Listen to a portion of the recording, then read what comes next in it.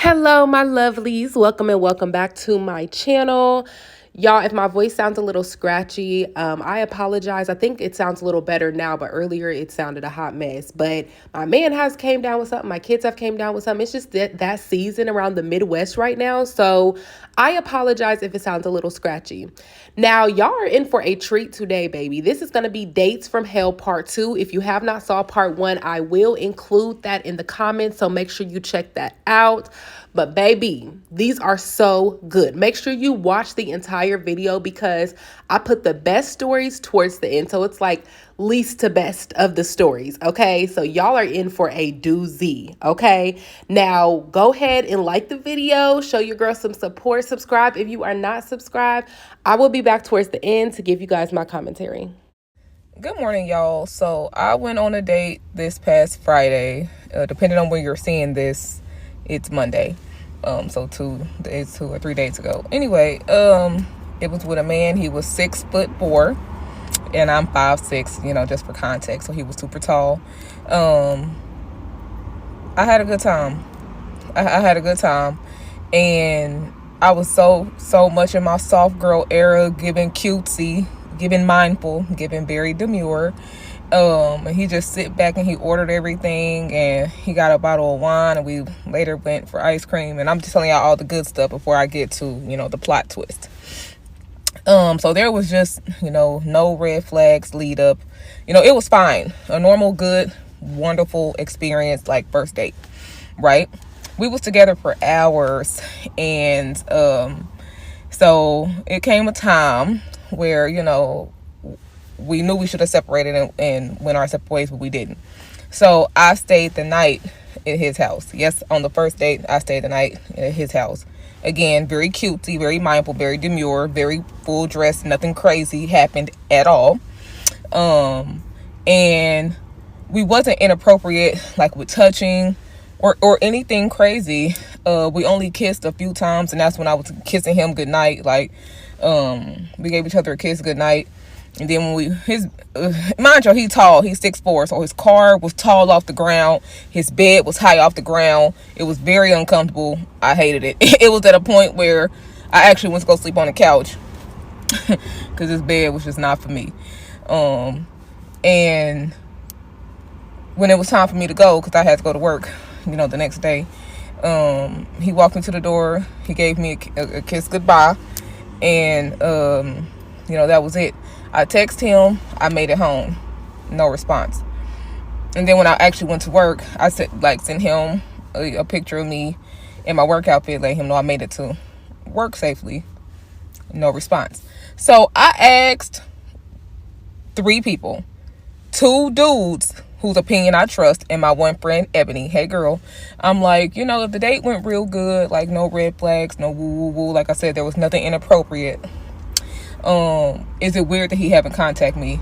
And all 3 of the people said, yes, he could be busy, he could be processing the date, he could be, blah, blah, blah, blah. Women and men don't process things the same. I'm like, okay. So again, we went on a date Friday. I spent the night. So last time I seen him was Saturday. I haven't heard from him since, and today is Monday. And to me, it's just, and I'm 31, he's 41. He was fine, y'all.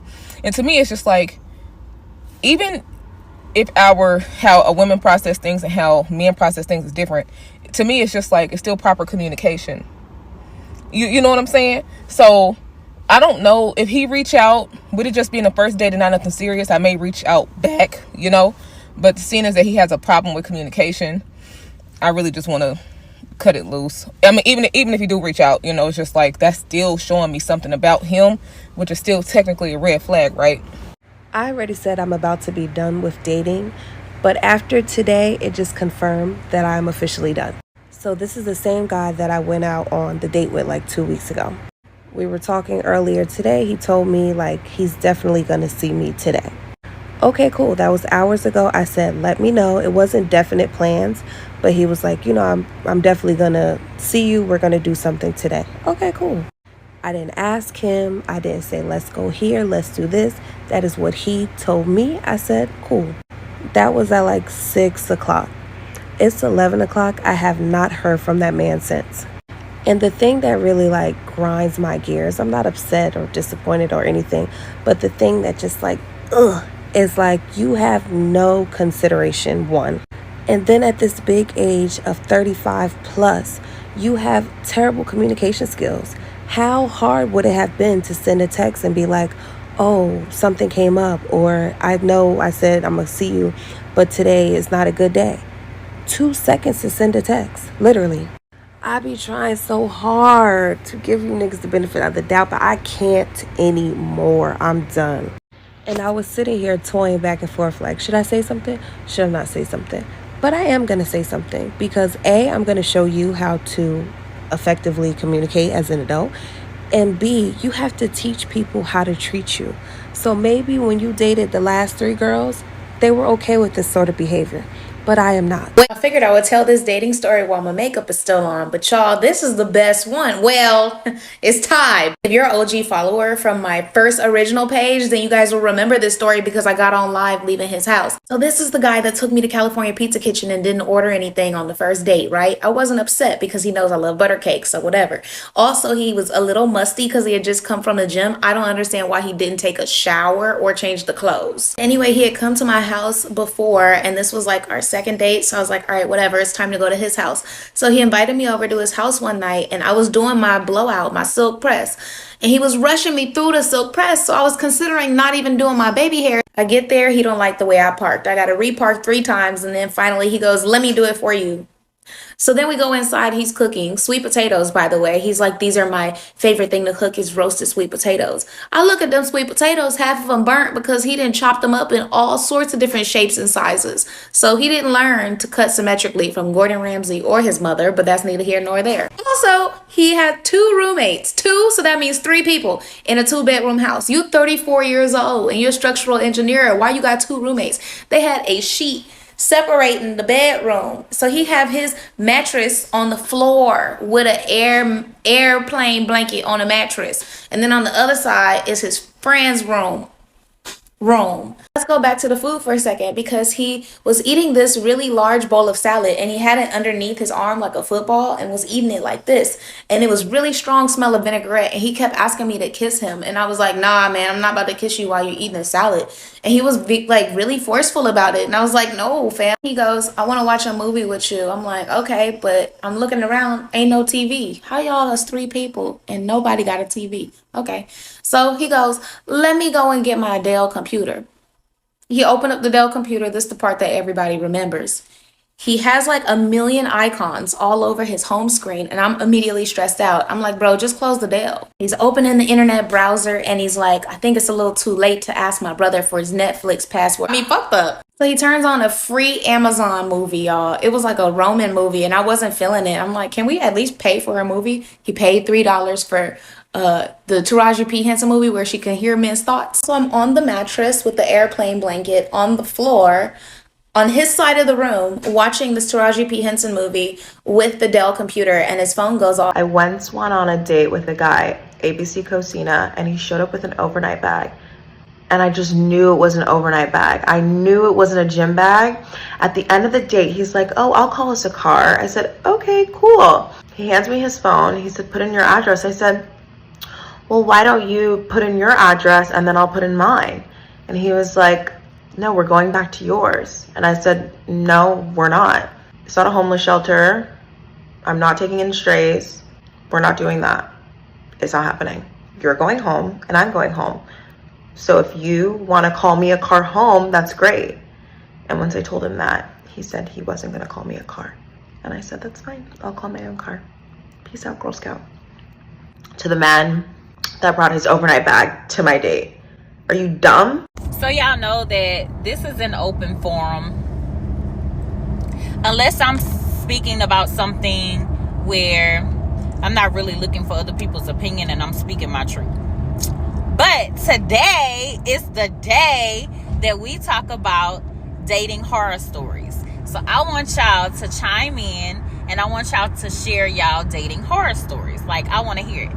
Okay? So I'm going to go first. Okay? You ready? Okay, so boom. This was a date after having talked on the phone for maybe about a week, maybe a little bit more. And and he invited me to go eat lunch somewhere. So I obliged.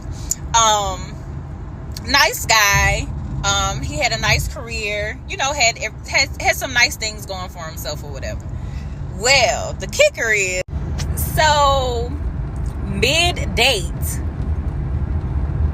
2 drinks in, he asked me to go to his house. Okay. No. So he was like, okay, I said, well, it seems like you're feeling some type of way because I told you no. Oh, no, I'm good. No, I understand, whatever. So he excuses himself and he goes to the bathroom, right? So he comes back to the table as if nothing happened. But I'm going to go ahead and fast forward and tell you what happened in that time frame, right? So in this time frame, this young man decides to go outside and flatten his own tires. Yeah, he flattened his own tires. And then when we were both leaving out, because y'all know I'm a horrible storyteller. Like, my story don't never be in chronological order. But when we leave out the restaurant or whatever, then he scratching his head and looking at the tires on the car because we were parked not too far from each other. Didn't know it at the time, but we were. So he's scratching his head and, oh my gosh, somebody flattened my tires and I don't know, such and such and such. I was like, oh, okay, bet. Well, I'll wait here until you get your stuff together, whatever, call whoever you gonna call or get an Uber. And he was like, no, I don't have time to do all of that because I have an appointment, an appointment at the house that I have to be there for. He was like, so, I live 10 minutes up the road. Can you just take me home? And I was like, no, cause no. So by this time, there is a couple of people that work in the restaurant that are coming outside of the restaurant. It's a female and 2 males, and they're rushing out the restaurant and they're like flagging me down. I'm just standing there talking to them or whatever, but they flagging me down and they was like, come here. So I was like, what's up? The woman was like, I was praying that I could catch you before you left. She said, we just played back the video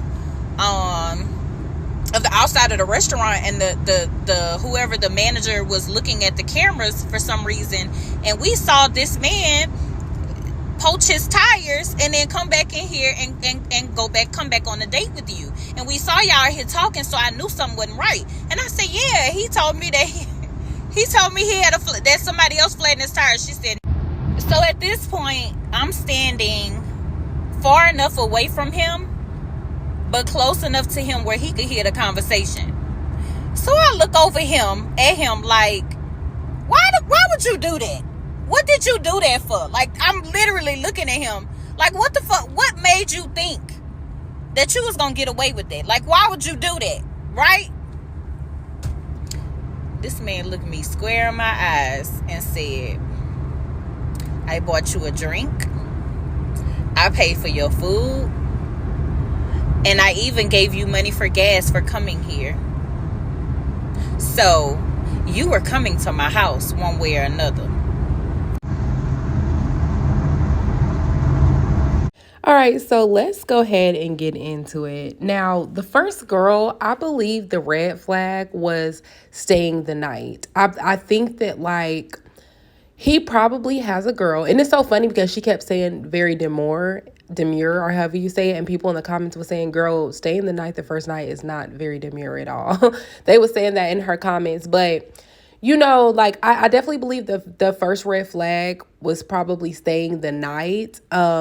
9 times out of 10, that situation, it sounds like he had another situation going on. He probably had a girlfriend. She probably was just going for the night. You know what I mean? Or he probably had some type of main woman, something. And she probably was just going for the night. You're 31, he's 41. And sometimes older men who are that much older than you, feel like they can play you or manipulate you, etc. Some of them, not all of them, So I feel like he was possibly maybe thinking like, oh, I'll probably just get some tonight. Or it might have been a situation where if he didn't have a woman, he met you for the first time in person and he might just not have, felt the chemistry on his end. We can think whatever we want to think, but it has to be mutual on both ends. And maybe he just was like, well, I'll just see at least if I get something tonight. You know what I mean? And let you come over. And then he knew probably automatically he was going to cut you off afterwards because he probably just was not, unfortunately, into her like that. You know what I mean? The second story sounds kind of similar to the first one. Like, she said that they did have a prior date, but then he never stood on the fact that he was going to take her out on the second date. And again, just like the first story, like, it sounds like he just probably was not into her like that or had another situation going on. Because one thing for sure, two things for certain, if a man like you, he's going to apply that pressure. He's going to try to get you off the market quick. Okay, especially if you are a hot commodity, meaning that externally matches the internally matches the externally. Like, they gonna try to get you off the market real quick, so they're gonna apply that pressure. If they're really into you, you're not gonna go days without and long extended periods of time without communication from them. They're gonna be planning the next day. They're gonna be trying to figure out when the next time they can see you. Like, so I just feel like, again, the first two stories, the men just was not into them like that. The third story, there was red flags from the beginning. First of all, I guess she had a prior date with him already, like a first date with him. But there was red flags from the beginning. It sounds like as soon as I link up with you and you are musty, that's a huge turnoff for me, because why didn't you put the effort to put yourself together? Like, if you wasn't going to be ready at this time, then you could have told me that so that you could, get yourself together. Then we can meet at another time or another day. But if you're into me and you want me to be into you, then we both need to be looking presentable at all times. I have dealt with and dated guys from all kind of occupations, you know what I mean? And a lot of blue collar workers, obviously they work hard, they sweat, etc. But I have not met one of them to where they just came to me smelling musty. Not one time. They shower, get themselves together, then they link up with me. That's what you're supposed to do. I don't care if you're at the gym. I don't care where you're anywhere. You need to shower first. And even in that situation, he could have said, hey, sit right here. I'm going to take a shower. But the other problem with that is, like she was saying, like, oh, he's 30 something and he has two roommates, but he's an engineer. Some men, they want to save money, and especially if they live in those expensive cities like New York, Miami,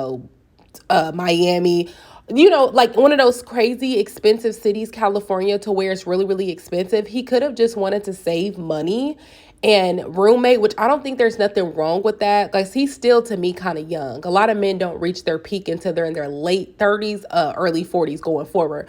But I don't feel like there's nothing wrong with that. However, you just have to also keep in mind, if you have company, if you have roommates and you want company, you need to make sure you have something to entertain you guys in your own private space. So like your own room, and your own room is decked out for that kind of situation. Like, maybe have a couch in there, a sofa, like make sure you have a TV. You didn't even have a TV. Like, there's nothing for us to do. Like, you just want to sit here, and then you got the nerve to go get like a Dell computer and not even know how to operate it, and then need your brother's Netflix password. Like, that is beyond me. I feel like in a way you're too old to not at least know how to properly entertain your feminine guests. You know what I mean? And if your place wasn't up to par, then you should have told her to meet you somewhere else. When it comes to the fourth story, it just sounds like a whole freaking nightmare. Like, it is such a turn off for me if you are touchy-feely the first date. Like, I don't know you. I'm not comfortable with you. The chemistry and energy is not there yet. Please do not be trying to grab all up on me, hold my hand, all of that. Now, if the chemistry naturally goes that way by the end of the date, to where maybe we're walking across the street and you want to hold my hand to my car or something, okay. But if it's not there, don't try to force it. And then you were too intoxicated to drive. Like, again, a whole freaking nightmare, a whole walking red flag. The fifth story was like the funniest to me. It was funny, but not funny. Like, that is disgusting. You are a grown man, and I'm not even going to repeat it. That's disgusting. The sixth story, the last story, baby, that was God. That was God. If you have to flat your own tires for her to come to your house, then, sir, you are clearly in a low vibration and I don't want no parts to do with you. You know, one of the things that I really was attracted about when it came to my man was like, first of all, he truly actually pursued me and he was patient with me because at first I really did not know. And that's because of the past situations that I have been in. So like when somebody comes off as like, this, good, genuine person, etc., like, at first I protected myself naturally because I'm like, I don't know. It might go this way, it might go that way. And again, that was something I had to work on because of my past experiences. But he was patient with me and that really won over my heart. He was consistent. And, of course, we hung out outside of any type of intimate levels, like anybody's home first, just to make sure we was comfortable with one another first. And once we got comfortable and knew each other wasn't a psychopath, then, we start chilling in more intimate settings, such as my house, and he did not try anything, and we chilled a couple of times and he never tried anything in an intimate setting. And I thought that was really commendable. And I told him, I said, that really turned me on with you. And he was like, yeah, because I'm not pressed for no pee, like he's like, I'm not pressed for that. And I did not want you to think that that's all that I wanted. And I feel like that's how it should be.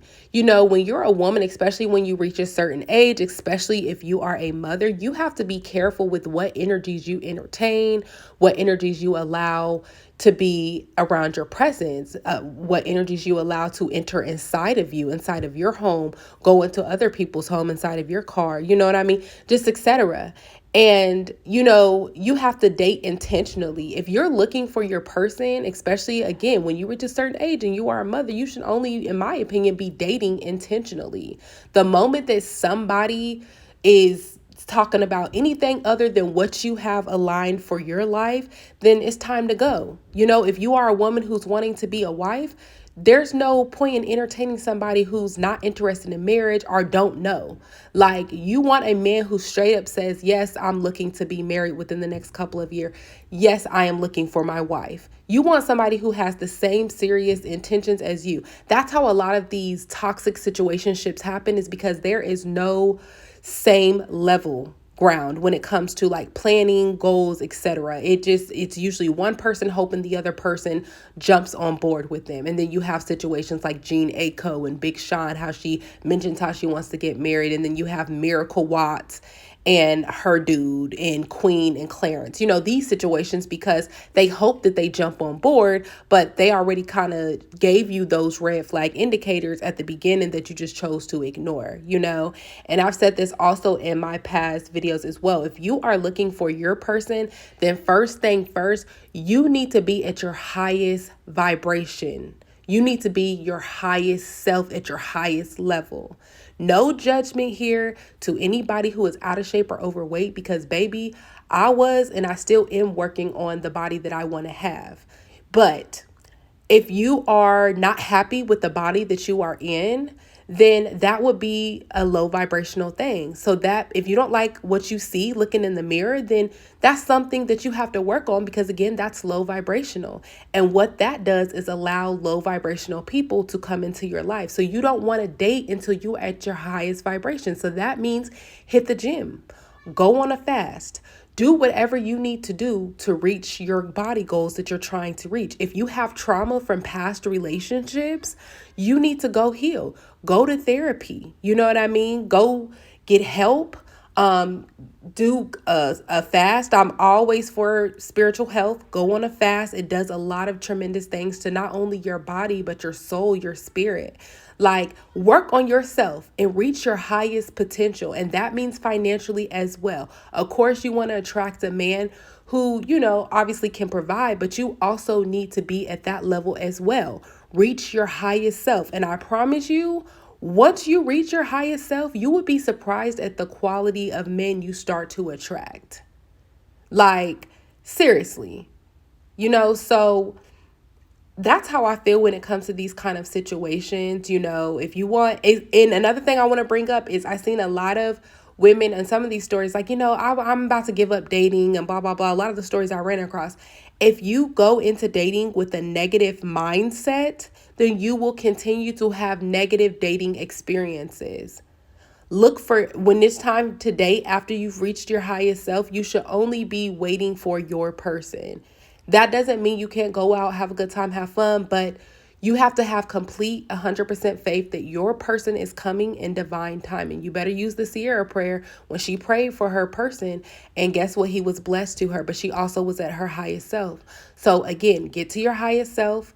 Pray, ask for your person, know what you want. So when that person comes around to you, you don't mess it up, know what you want, and then watch that person be blessed to you in divine timing.